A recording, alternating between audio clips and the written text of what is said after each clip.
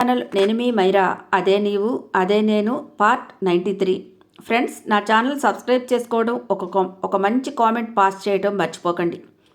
అంతలోనే గుర్తుకు వచ్చినట్టు మళ్ళీ వెనక్కి వచ్చి, అమ్మా నువ్వు జాగ్రత్త, నేను వచ్చే వరకు ఎవ్వరూ ఎక్కడికి వెళ్ళొద్దు అని చెప్పి, గోవు టేక్ కేర్ రా అని గట్టిగా చెప్పి వచ్చి కారులో కూర్చున్నాడు.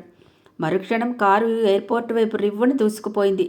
కొన్ని గంటల ముందు కళకళలాడిన ఎయిర్పోర్ట్ అంతా ఇప్పుడు జీవం లేనట్టు అతి నిశ్శబ్దంగా తక్కువ మంది మాత్రమే ఉన్నారు. ఇది ఒకందుకు మంచిదే అనుకున్నాడు తపస్వి. తన ముఖాన్ని దాచుకోవడం మాత్రం మర్చిపోలేదు. 2 గంటల్లో పర్ణిక దగ్గర ఉన్నాడు.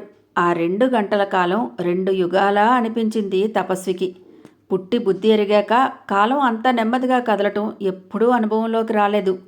పర్ణిక గురించి చెడు ఆలోచన మనసులోకి రానివ్వకుండా ఉండాలని శతవిధాలుగా ప్రయత్నం చేస్తున్నాడు. అణువణువు నిండిపోయిన పర్ణిక ఒళ్ళంతా కుదిపేస్తున్న ఆలోచన. హాస్పిటల్కి కూడా వెళ్లటం మానేసి తిన్నగా ఇంటికి వచ్చేశాడు ఆగమేఘాల మీద. మూసి ఉన్న తలుపులు చూసి మరి ఆలోచించకుండా తలుపుల్ని బలం కొద్దీ బద్దలు కొట్టుకుని మరీ లోపలికి పడ్డాడు. తల నేలకి కొట్టుకొని దిమ్మెత్తిపోయింది. చుట్టూ నిశ్శబ్దం భయంకరంగా అనిపించింది. మరుక్షణం ఆహా అంటూ తల విదిలించి పర్ణిక అని పిలుస్తూ బెడ్రూమ్లోనికి అడుగుపెట్టాడు. మంచం మీద చాలా ప్రశాంతంగా నిద్రపోతోంది. కానీ ఆ నిద్రలో ప్రశాంతత లేదు. పుట్టినరోజు నాడు తను తెచ్చిన చీరలో ఎంతగా తనని ఎంటర్టైన్ చేసిందో అదే చీరలో ప్రశాంతంగా పడుకొని ఉంది. తపస్వి ఇక ఆలస్యం చేయలేదు. బయట కారు ఆగిన చప్పుడుతో పర్ణికని 2 చేతుల్లోకి ఎత్తుకొని వెనకే వచ్చిన పాటియాలాతో కలిసి మనం అనుకున్నట్టే జరిగింది అంటూ కారులో పడుకోబెట్టి హాస్పిటల్ వైపు తీసుకువెళ్ళిపోయాడు. పర్ణిక పర్సనల్ రూమ్లోనే ట్రీట్మెంట్ స్టార్ట్ చేశారు. ప్రాణం లేనట్టుగా ఎటు వేస్తే అటే అన్నట్టున్న పర్ణికని అలా చూస్తుంటే గుండె నొక్కి పట్టినంత బాధగా అనిపించింది. పరి గురించి అమ్మకు ముందుగా చెప్పకపోవటం నేను చేసిన నేరం. తిరిగి వచ్చిన వెంటనే పెళ్లి చేసుకుంటానని పరీతో చెప్పకపోవటం మరొక తప్పు. పెళ్లి మీద నమ్మకం లేదన్న పరికి పెళ్లి చేసుకుని చూపించాలని అనుకున్నాను, కానీ నా మీద ఇలా అపనమ్మకం పెంచుకుంటుందని అస్సలు అనుకోలేదు. ఏదైనా జరిగితే ఇప్పుడు నేను ఎవరికి సమాధానం చెప్పుకోవాలి? నాకెందుకు ఇలాంటి శిక్ష వేశావు పరి? మరియా కూడా చెప్పలేదు. నేను రావటం లేట్ అయి ఉంటే, అమ్మో ఇప్పటికే లేట్ అయిపోయిందా?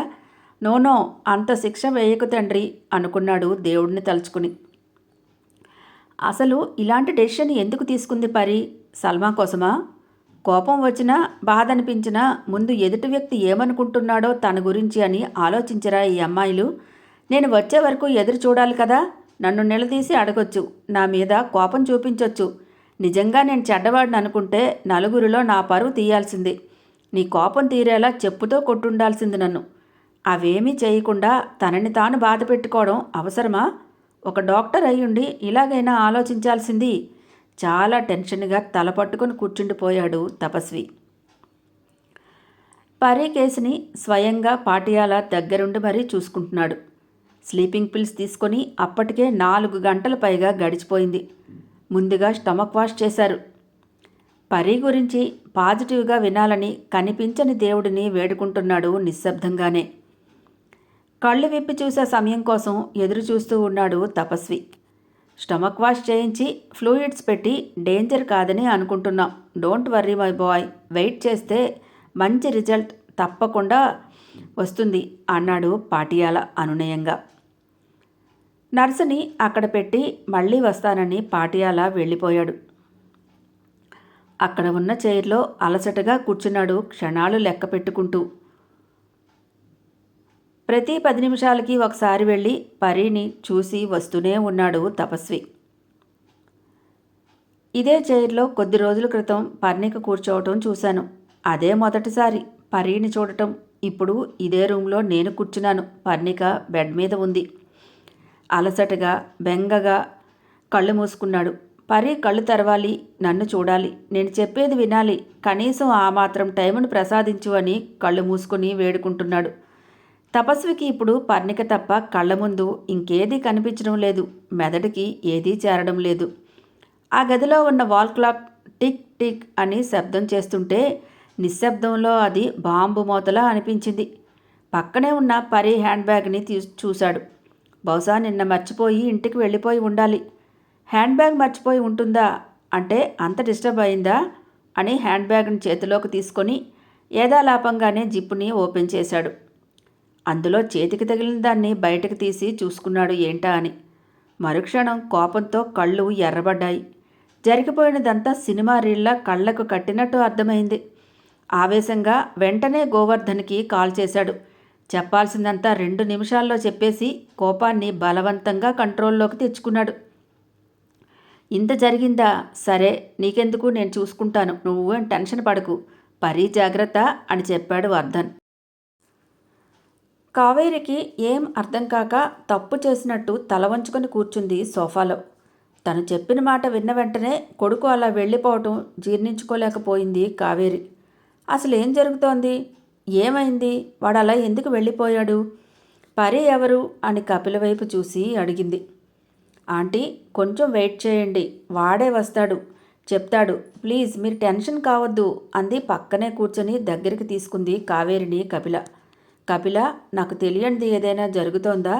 మీరు ఏ విషయం చెప్పకపోతేనే నాకు టెన్షన్గా ఉంటుంది. ఇప్పుడు నేను బాగానే ఉన్నాను. ప్లీజ్, వాడెందుకో బాధపడుతున్నాడు. ఎందుకలా వెళ్ళిపోయాడు? అసలు ఏం జరిగింది? ఈ పరి ఎవరు? నువ్వు చెప్పి తీరాలి నాకు అని మొండి పట్టు పట్టింది. వాడి కళ్ళల్లో ఎప్పుడూ లేనిది చాలా బాధను చూశాను. వాడిని సర్ప్రైజ్ చేద్దామని అనుకున్నాను, కానీ ఇలా బాధ పెడతానని అనుకోలేదు. నేను చేసింది తప్పే. ఏం జరిగిందో నువ్వు చెప్పు, చెప్పకపోతే నా మీద ఒట్టే అంది కావేరి. ఆమె మాట రాను రాను బాధగా బెంగగా కొడుక్కి తనే ఇంత బాధని కలిగించిందా అని నమ్మలేకపోతుంది. ఆంటీ ప్లీజ్, ఇందులో చెప్పడానికి ఏం లేదు, మీకు కూడా తెలుసు పర్ణికని అంది. పర్ణిక అంటే ఆ రోజు అభి దగ్గర విన్నాను ఈ మాట, కరెక్టేనా అంది కావేరి. ఇదంతా వింతగా చూస్తున్న సల్మా కూడా అభి పర్ణిక అన్న మాటలు విని ఆ పబ్లో చెప్పినవాడు నిజమే చెప్పాడన్నమాట అనుకుంది. కరెక్టే ఆంటీ, పర్ణిక అంటే ఆ అమ్మాయే. మన తపస్వికి ఆ అమ్మాయి అంటే చాలా ఇష్టం, అలాగే తనకి కూడా. మీరు లేనప్పుడు ఒకసారి పర్ణిక ఇక్కడికి వచ్చింది.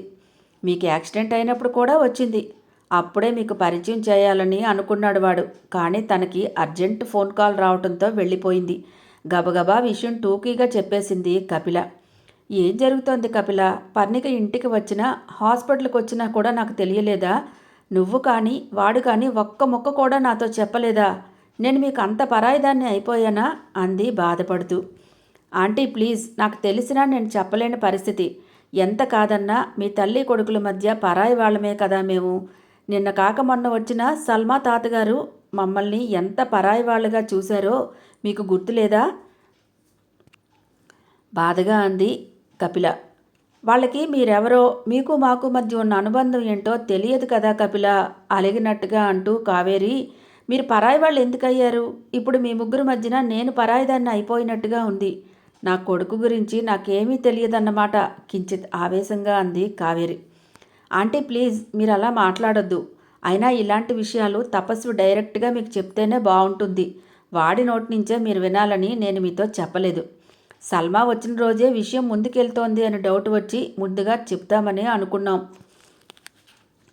అప్పటికే ఆయన నన్ను బయటికి పంపించి మీతో విషయం మాట్లాడుతున్నారు కాబట్టి మధ్యలో నేను కల్పించుకోవటం అంతగా బాగుండదు కదా అని ఊరుకున్నాను. అలాగే మీడియా ముందుకి సల్మాని ఆ సమయంలో అలా తీసుకువస్తారని నేను అస్సలు ఊహించలేదు. మేము ఊహించేలోపే మీరు సల్మాని మీడియా ముందు పెట్టేశారు. ఇందులో ఎవ్వరి తప్పు లేదాంటీ అనునయంగా అంది కపిల. పరి వాడికి నిన్నటి నుంచి మెసేజ్ చేయలేదని వాడు టెన్షన్గా ఉన్నాడు, అంతే. వాడు వెళ్ళాడంటే తీసుకునే వచ్చేస్తాడేమో ఈసారి, వదిలేయడు వాడు నచ్చ చెప్పినట్టు మాట్లాడుతోంది కపిల. అంటే తెలిసి నా కొడుకు మీద బలవంతంగా నా ఇష్టాన్ని రుద్దానా నేను? నిజంగా నాకు పర్ణిక విషయం తెలియదు కదా, తెలిస్తే కనుక ఇలా చేసి ఉండేదాన్ని కాదు అంది కావేరి చేతులు నలుపుకుంటూ టెన్షన్గా. ఆంటీ చెప్పాను కదా, ఇందులో ఎవ్వరి తప్పు లేదని, మీరు టెన్షన్ పడద్దు అని కావేరిని జాగ్రత్తగా సముదాయించింది కపిల. ఏంటి ఈవిడ ఆ పిల్ల కోసం అంతలా తాపత్రయపడుతోంది? ఆవిడ గారి సంగతి తెలిస్తే అప్పుడు ఉంటుంది వీడికి. అదెంత తిరుగుబోతో ఈవిడికి తెలియాలి. అసలు ఇలా రాగానే అలా వెళ్ళిపోవడం ఏంటి ఈ ఆలం? తన వైపైనా చూడకుండా అలా పర్ణికను వెతుక్కొని వెళ్ళిపోవటం సల్మాకి మింగుడు పడలేదు. బాగానే ఉందా పర్ణిక, లేకపోతే ఏదైనా చేసుకుందా? వాడు ఎవడి మాటో విని నేను అనవసరంగా రాంగ్ స్టెప్ వేశానా? అనవసరంగా నాకు చుట్టుకుంటుందేమో అని టెన్షన్గా తర్వాత జరగబోయే దానికోసం ఎదురు చూస్తోంది సల్మా. అభి ఇంటికి వచ్చిన వెంటనే రంజిత్ని తీసుకొని సీరియస్గా గదిలోనికి వెళ్ళిపోయాడు. చెప్పు, అసలు నువ్వేం చేశావు అని అడిగాడు తమ్ముణ్ణి. పబ్లో జరిగిందంతా చెప్పాడు రంజిత్. వర్కౌట్ అవుతుందంటావా? ఆలోచనగా అన్నాడు అభి. అవుతుందని అనుకుంటున్నాను. నువ్వు ఒక విషయం గమనించావా? తపస్వి ఇలా వచ్చాడో లేదో మళ్ళీ వెంటనే వెళ్ళిపోయాడు. పర్ణిక దగ్గరికి వెళ్ళి ఉంటాడనే నేనైతే అలాగే అనుకుంటున్నాను. ఒక్కరోజు ఆగు, మంచి కబురు వింటామేమో అన్నాడు హ్యాపీగా. ఏమోరా, ఏది చేస్తున్నా రివర్స్ అవుతున్నట్లే ఉంది నాకు అన్నాడు అభి చిరాకుగా. అయినా నిన్ను గేమ్ మీద ఫోకస్ పెట్టమంటే నువ్వేంటి మరీ అంత సోసోగా ఆడి వదిలేశావు? గ్లాసులో పెగ్ ఫిక్స్ చేస్తూ అన్నాడు రంజిత్. గ్రౌండ్లో వాడిని చూస్తుంటేనే వాడు నా మీద తీసుకున్న రివెంజ్ కనబడుతుంటే ఎలా ఆడమంటావు? అయిపోయిన సంగతి వదిలేయ్, ఇక దాని గురించి నువ్వే మాట్లాడకు అని తమ్ముడు నోరు నొక్కాడు అభి. పరి పక్కనే కూర్చొని ఎప్పుడు కళ్ళు తెరుస్తుందా అని నిమిషాలు లెక్క పెట్టుకుంటున్నాడు తపస్వి. ప్లీజ్ వేకప్ ఈడియట్, ఎంత ధైర్యం ఉంటే ఇలాంటి పని చేస్తావు నువ్వు ఒక్కసారి లేచి చూడు, నేనే నిన్ను చంపేస్తాను అని కోపంతో రగిలిపోతూ తిట్టుకుంటున్నాడు పర్ణికని. అప్పుడే అరుణ కాల్ చేసింది తపస్వికి. అరుణకి మొత్తం అంతా తెలియాలి కాబట్టి నెమ్మదిగా అయినా విషయం చెప్పాలనుకున్నాడు. హలో అరుణ అన్నాడు ఫోన్ లిఫ్ట్ చేసి. సారీ తపస్వి గారు, మీ కాల్ నేను చూడలేదు. హాస్పిటల్లో ఈరోజు నాకు అపాయింట్మెంట్ ఉంది. కంగ్రాట్స్ తపస్వి గారు, ఇండియా గెలవటానికి మీ సహకారం చాలా ఉంది. కంగ్రాచ్యులేషన్స్ అంది మనస్ఫూర్తిగా. Thank you Aruna, me health ఎలా ఉంది అన్నాడు. ఓకే, ఆ పని మీదే హాస్పిటల్కి వెళ్ళాను. It's okay Aruna, Parnika call lift చేయకపోతే నీకేమైనా తెలిసేమోనని కాల్ చేశాను నేను, అంతే అన్నాడు. మీ కాల్ లిఫ్ట్ చేయలేదా? ఏమైంది? పర్ణిక బాగానే ఉందా? అనుమానంగా కంగారు పడుతూ అడిగింది.